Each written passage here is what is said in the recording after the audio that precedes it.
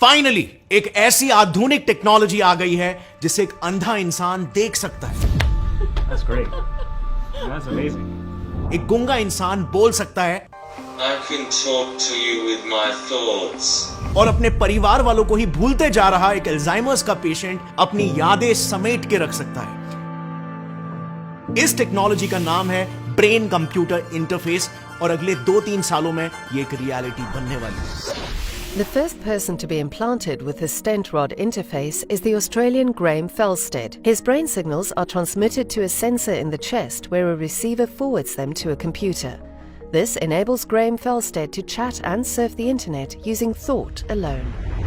दरअसल आज से 1 दशक पहले इस टेक्नोलॉजी का विजन लेकर 3 दावेदार मार्केट में उतरे थे। पहले प्लेयर्स थे 2 यूएस साइंटिस्ट जो 2011 से एक बीसीआई चिप पर काम कर रहे थे और उन्होंने 2015 में एक न्यूरालिंक नाम की कंपनी तक बना ली थी। दूसरी प्लेयर थी 2012 में शुरू हुई एक कंपनी कॉल्ड सिंक्रोन जो अगेन एक नई स्टार्टअप थी और थर्ड प्लेयर था Elon Musk, a one man army. अब ध्यान से सुनना, इस स्टोरी को काफी इंटरेस्टिंग स्टोरी है। इनमें से पहले वाले प्लेयर के पास बीसीआई बनाने का एक विजन था, अपने फ्यूचर स्टार्टअप के लिए कैची सा नेम था, बस सिर्फ बिजनेस माइंडसेट और फंडिंग उन्हें नहीं मिल रही थी। दूसरे वाले के पास नाम, विजन, टेक्नोलॉजी और यहां तक कि बिजनेस का माइंडसेट भी था, बस सिर्फ उसके पास फंडिंग नहीं थी। और इलॉन मस्क के पास विजन, बिजनेस माइंडसेट और फंडिंग थी, पर अपने इस नए स्टार्टअप के लिए ना कोई नाम था और ना ही कोई टेक्नोलॉजी। और तो और एक बड़ा डिसएडवांटेज ये था कि वो बाकी कंपनीज के मुकाबले 4 साल लेट मार्केट में उतरे थे, जो कि एक्चुअली मार्केट में काफी बड़ा डिसएडवांटेज होता है। सो क्लियरली मस्क रेस में काफी पीछे थे। But then cut to 2024, Elon Musk ने अपने बीसीआई को सक्सेसफुली ह्यूमंस में इंप्लांट भी कर दिया और इसकी मदद से यू वोंट बिलीव एक पैरालाइज पेशेंट सिर्फ अपनी सोच से अब ऑनलाइन चेस तक खेल पा रहा है। इनफैक्ट इसी बीसीआई टेक्नोलॉजी की मदद से अब वो एक ऐसा चश्मा बनाने वाले हैं जिसे पहनकर एक कंप्लीटली ब्लाइंड इंसान वापस से देख पाएगा। इस टेक्नोलॉजी का नाम है the bionic I. So somehow 8 साल बाद इलॉन मस्क, न्यूरालिंक और सिंक्रोन इन दोनों कंपनी से काफी आगे निकल चुके हैं। पर आखिर इलॉन मस्क ने यह कमाल कैसे करके दिखाया? और इन 8 सालों में ऐसा क्या हुआ कि इलॉन मस्क के कॉम्पिटिटर के कंपनी का नाम न्यूरालिंक इलॉन मस्क के पास आ गया? वेल, काफी इंटरेस्टिंग स्टोरी है इस बहुत ही प्रॉमिसिंग टेक्नोलॉजी की। So let's start from the beginning. दरअसल 2011 में यूएस की केस वेस्टर्न यूनिवर्सिटी के बायो इंजीनियर मोहसेनी और कैंसस यूनिवर्सिटी मेडिकल सेंटर के ब्रेन स्पेशलिस्ट नूडो, इन दोनों ने मिलकर एक ऐसी इलेक्ट्रॉनिक चिप बनाने के बारे में सोचा जो ब्रेन के डैमेज सेल्स को रिपेयर कर सके। उनका आइडिया काफी सिंपल था, ब्रेन के अलग अलग पार्ट्स में आ रहे न्यूरॉन्स के सिग्नल्स को अपनी चिप में रिकॉर्ड करना और फिर उन सिग्नल्स को ब्रेन के डैमेज्ड पार्ट में रेप्लिकेट करना। अब मोहसेनी और नूडो की इस दिशा में अपनी रिसर्च चालू ही थी कि 2012 में एक और एक company by the name of सिंक्रोन, जिसका भी विजन इन दोनों रिसर्चर्स के विजन के साथ करीब करीब मेल खा रहा था, वो भी मार्केट में उतरी। सो अब नेचुरली मोहसेनी और नूडो ने कंपटीशन को फील किया।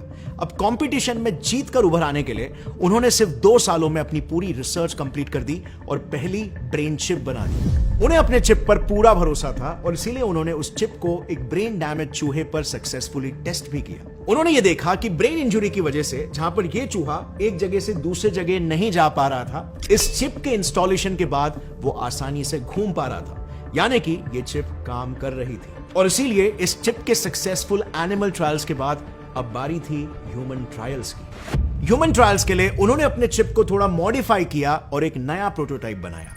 जैसे ही इनका नया प्रोटोटाइप तैयार हो गया, 2015 में इन्होंने एक कंपनी न्यूरालिंक के नाम से इसे रजिस्टर कर लिया।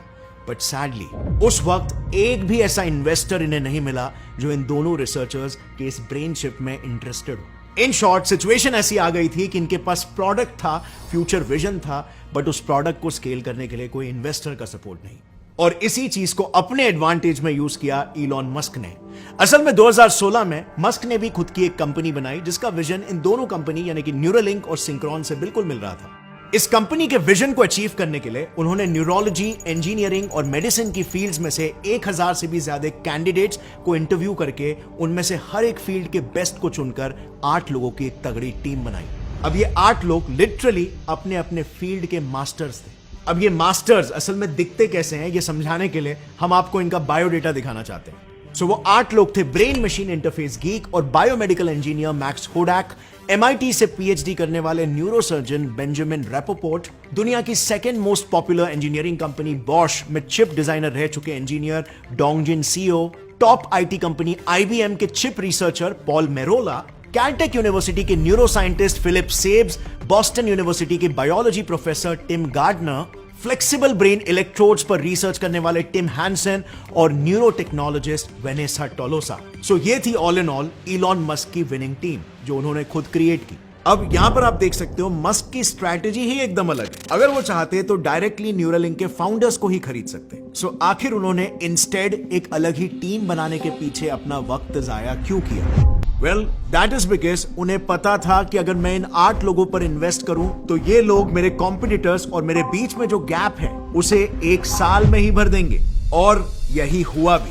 2016 में मस्क ने उन्हें हायर किया और 1 साल के अंदर अंदर उनके पास टेक्नोलॉजी बनकर रेडी भी हो गई। अगर किसी चीज की कमी थी तो बस एक कैची से नेम की। एंड नाउ एनी गेसेस कि मस्क ने आगे क्या किया होगा? वेल, इलॉन मस्क ने अपनी कंपनी का नाम रख दिया न्यूरालिंक। यस, वही न्यूरालिंक जो उनके कॉम्पिटिटर का भी नाम था। अब इलॉन मस्क का कहना है कि उस नाम में मस्क की कंपनी का विजन और उसके प्रोडक्ट का नेचर दोनों एकदम खूबसूरती से कैप्चर हो रहा था। ये नाम बिना कुछ कहे कंपनी के बारे में सब कुछ कह दे रहा था। बट जिन्होंने इस पूरे VCI रेस के टाइमलाइन को ध्यान से फॉलो किया है वो अच्छे से समझ गए कि मस्क बेसिकली अपने कॉम्पिटिटर को रास्ते से हटाना चाह रहा था। अब यहां पर ब्रिलियंटली इलॉन मस्क के 2 तरह से फायदे हो गए, क्योंकि जैसे ही मस्क ने न्यूरालिंक के फाउंडर्स को पैसे देकर उनसे उनका नाम खरीद लिया तो एक जरिए से मस्क ने उनकी मदद की उनके फर्दर रिसर्च के लिए फंडिंग देकर। लेकिन दूसरे पर्सपेक्टिव से अब उनके पास कोई कंपनी नहीं है,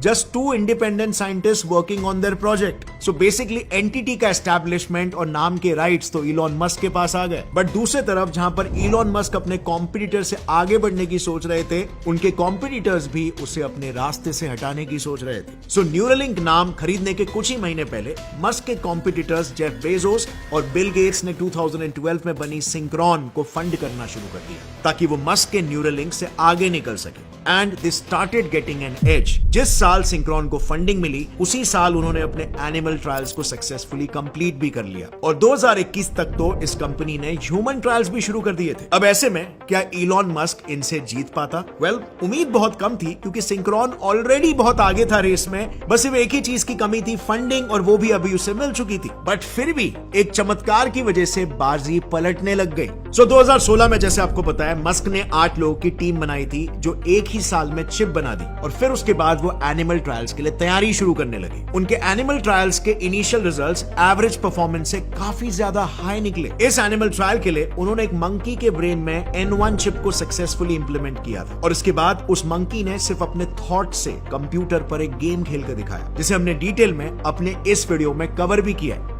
जहां पर 2012 में शुरू हुए सिंक्रोन को अपने एनिमल ट्रायल्स करने में 4 साल लग गए थे, वहीं इलॉन मस्क की टीम ने सेम चीज एक ही साल में करके दिखा दिया। अब न्यूरालिंक के इस सक्सेस को देखकर सिंक्रोन अलर्ट मोड में आ गया और अपने सारे रिसोर्सेज को यूज करके उसने 2023 में ह्यूमन ट्रायल्स को भी सक्सेसफुली कंप्लीट करके बताया। अब ये एनिमल ट्रायल से भी एक लेवल ऊपर का था जिसने मस्क को अपने बैकफुट पर ला दिया। अब सबको ऐसा ही लग रहा था कि इलॉन मस्क की न्यूरालिंक कंपनी फाइनली बैटल हार चुकी है। But then all of a sudden आज यानी 21 मार्च 2024 को इलॉन मस्क का ये ट्वीट आता है कि न्यूरालिंक के ह्यूमन ट्रायल सक्सेसफुली हो चुके हैं और इस ट्रायल में एक पैरालाइज्ड पेशेंट नोलन आर्बॉग बस सिर्फ अपनी सोच से अब लैपटॉप पर ऑनलाइन चेस खेल पा रहा है। And this is how Neuralink के उस टेस्ट पेशेंट ने बस अपनी सोच से ऑनलाइन चेस खेल के बताया। तो देखो, ये टेक्नोलॉजी लगती कितनी भी कॉम्प्लिकेटेड हो बट इसका वर्किंग काफी सिंपल है। सबसे पहले इसे इंस्टॉल करने के लिए स्कल को ओपन करके इस चिप पर लगे 1024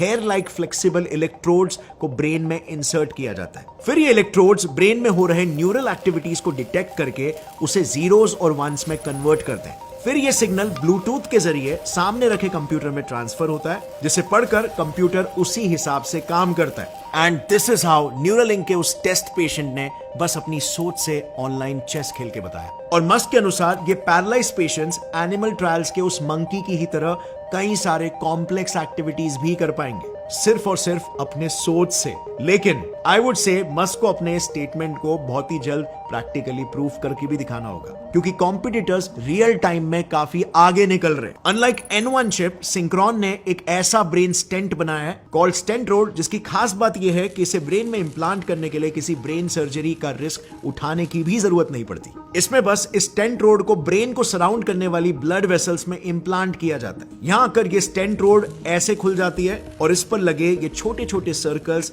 ब्रेन से आ रहे इलेक्ट्रिकल सिग्नल्स को रिकॉर्ड करते हैं। फिर ये सिग्नल्स चेस्ट पर अटैच एक छोटे से डिवाइस तक रिले होते हैं और सिग्नल मिलते ही चेस्ट पर लगी डिवाइस न्यूरालिंक के N1 चिप की ही तरह ब्रेन के सिग्नल्स को जीरोस और वंस में कन्वर्ट करके कंप्यूटर को भेजती है। So to sum it up, Synchron की टेक्नोलॉजी को इंस्टॉल करना काफी सिंपल है और इसके लिए ब्रेन सर्जरी की भी जरूरत नहीं है। यानी इन ऑल प्रैक्टिकल सेंस लोगों का इस टेक्नोलॉजी को अपनाने के चांसेस बहुत ज्यादा है और इसीलिए ये टेक्नोलॉजी एक कमर्शियल हिट साबित हो सकती है अगर इलॉन मस्क और उसकी टीम ने कुछ नहीं किया। प्लस इसके पेशेंट्स भी न्यूरालिंक के पेशेंट्स के कंपैरिजन में काफी अलग अलग किस्म के काम कर सकते हैं। लाइक लिटरली उन्होंने सिर्फ अपने सोच से व्हाट्सएप पर वीडियो कॉल और एक्स पर ट्वीट करके दिखाया। यानी एक तरह से ये प्रोडक्ट तो बहुत ही बेहतर है। So is it a total checkmate for Elon Musk as of now? Well, Musk ने इन ऑफरिंग्स को काउंटर करने के लिए रिसेंटली अनाउंस किया कि वो अपने न्यूरालिंक चिप की मदद से एक बायोनिक आई भी बनाने वाले हैं, जिसकी मदद से कंप्लीटली ब्लाइंड लोग को भी जिंदगी में दृष्टि नसीब होगी